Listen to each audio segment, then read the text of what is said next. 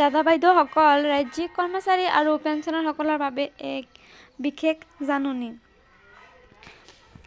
সেয়েহে ভিডিঅ'টো সম্পূৰ্ণ চাব।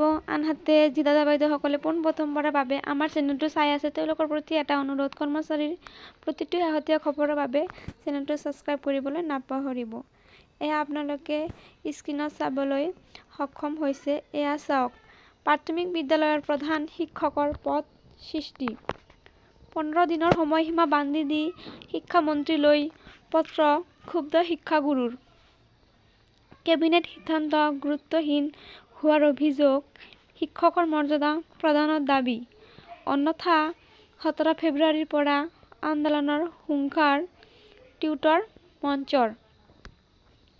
সুদীৰ্ঘ 1.5 বছৰ সময় অপেক্ষা কৰাৰ পাছতো কেবিনেট সিদ্ধান্ত কাৰ্যকৰী নকৰি ৰাজ্যৰ প্ৰাথমিক শিক্ষানুষ্ঠান তথা শিক্ষকৰ সৈতে কৰা প্ৰতাৰণাত ক্ষুব্ধ হৈ পৰিছে প্ৰাথমিক শিক্ষকসকল।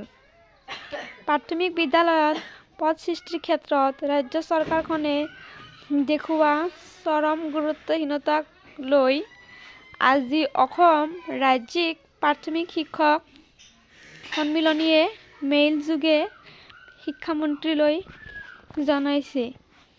তো ভিডিঅ'টো ইমানেই আছিল। সেয়েহে কৰ্মচাৰীৰ প্ৰতিটো শেহতীয়া খবৰৰ বাবে লাইক এটা দি চেনেলটো ছাবস্ক্ৰাইব কৰিবলৈ নাপাহৰিব। ভিডিঅ'টো চোৱাৰ বাবে ধন্যবাদ।